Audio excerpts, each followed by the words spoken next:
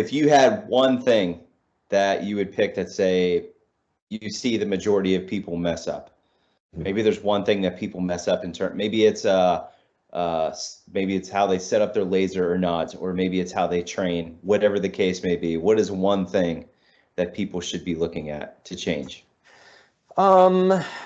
Man, good question. I mean, on the night vision side of things, the biggest thing I see, we kind of we talked about it a little bit. But I didn't go really in depth, and I can here, is that laser zero process. We talked about the converging and the parallel, and do whatever works for you, right? Just understand it. The biggest issue is the actual shooting of it. So what I have seen, and there's a video out there where a guy does this, like he uses his glint tape, right? And here's what I buy. This is the easiest, simplest. You can go to Lowe's, Home Depot, go to the mailbox section, right? And they sell this. It's a couple bucks. It's a piece of reflective tape. I buy the silver. It's 2-inch by 24-inch. It's a couple bucks. And then I just take it and I take scissors, just open it up, and I'll just cut, like, I cut about, I try the best I can, like 3/4 inch squares.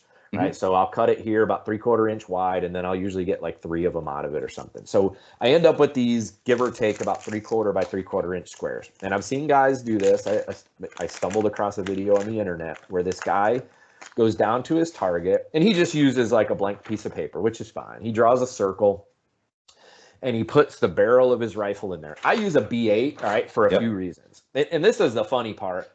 I have really struggled with I'd love to make my own target, right? And I've thought about, hey, I'll make my own zero target and do this, because I feel the way I teach it and what we do is pretty simple, right, way to do this. But I just can't do it. I can't bring myself to make money off of something that I show guys how to do this with just a B8, and it's the best way to build a zero target ever, right? Is you just take a B8, you take your rifle and you center it up. If you have a suppressor on, it's perfect. It nearly fills, right, the X-ring. So you center your gun up. Make sure your gun is straight up and down. Don't have any cant to it. That's another topic that we can talk about. But straight up and down on the thing, and then you turn on your laser and you make a mark on your piece of paper. So for me, I know, like with my laser, that my mark is going to be like right in here. All right, if you can see that. So when I set it up, my barrel right there. My mark for my end goal is generally right about there with my laser. So then what you do, and this was on the video, right? The guy then took his glint tape and he put it right where his mark was. And then he walked all the way back to 50. And then he put his bullet holes right in the X-ring, right? And he's like, good, now we're zeroed. And I'm like, nope. What you just did was you just shot your offset all the way out to 50. I said, now you were aiming high up here, but your bullets are now in the X-ring. I was like, you have never told those bullets to leave the gun and rise to get level with your optic, right? Because so you're trying to hit the glint tape. So you're trying with a parallel zero, you're trying to now put your rounds directly next to the glint tape. So here's what I do for simplicity's sake, because everybody wants to put their rounds here on a B8. They're like, no, I got to shoot the X-ring.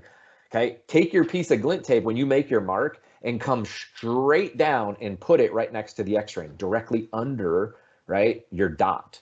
So now when this is sitting, right, and I'll just stick this on there. That's the nice thing about this type of tape, is it has a sticky backing. So now you just take it, you peel it, right? So now I'm going to place this centered up where my dot was on my target.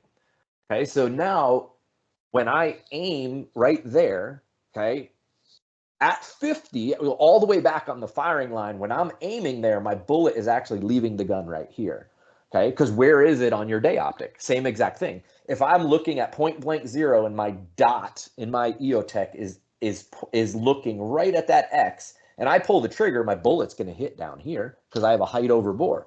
But what happens all the way when I get to 50? I've now told that bullet, hey, you depart the firing line, my CQB hold is down here, but you need to climb and get to the dot so that it's converging at 50, and then it rides over and comes back down. It's on again at 200. That's how the bullet rises and then falls back down. I'm doing the same thing with my zero, right? Is I mark it, but now I just pull the glint tape down because everybody wants to put their rounds in the X-ring. You could leave it there and then just make sure you're hitting up next to the glint tape, all right? But it's just easier. Just pull it down. Now, at the firing line or CQB distance, I would hit here. At 25, it's there. At 50, it's there. At 75, it's there. At 100, it's there. It starts coming back down. At 200, it's there again. That's how you get, that's the exact same thing you're doing with your day optic. Now I'm doing it with the laser. But guys will, guys will do that. And then they just put their rounds in here. And now you just told that bullet, hey man, just stay flat, dumb, and happy. And then what happens, it's going to go straight. You're always going to have that offset, and then it's just going to fall away. We spent a lot of money on a class, and the zero that you showed first is basically the only thing we walked away from the class with, and we're both like realizing how retarded that was. Yeah, I saw it on the internet. We'll tell you who it was afterwards. But yeah, he had the glint tape exactly where your black dot was up there. Yep. And then you wanted to hit in the center of the X ring. And we did that at 10 yards. Huh? Yeah. You told that gun to do nothing. You told that bullet to just go straight out of the gun. Because then think about $500 for that class? Yeah. I think it was, yeah.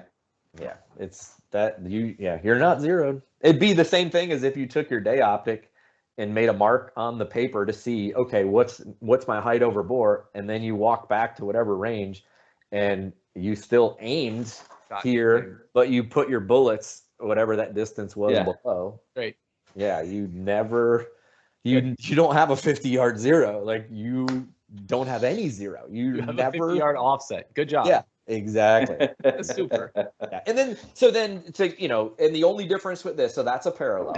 And again, I just like the parallel because your impacts are all in the black, all the way from CQB distance to 250 yards with your typical AR.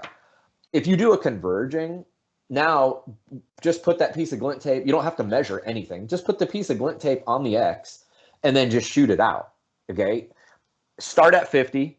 It's going to be the easiest to get a good bloom and ensure that you're on the glint tape, and then, push it out to 100. That would be my recommendation, just to, again, this is the offset. So with a converging, I've basically told that bullet, hey, when you leave the gun here, you're now climbing just like we would here, but now you're starting to go to the right. All right, as I'm looking at it, it's going to the right, or it's going to the side that intersect here. So then what's happening after that? It's still climbing, but now it's going further off to the right. So if at CQB distance I'm here by 100 yards, now my impact is way up here.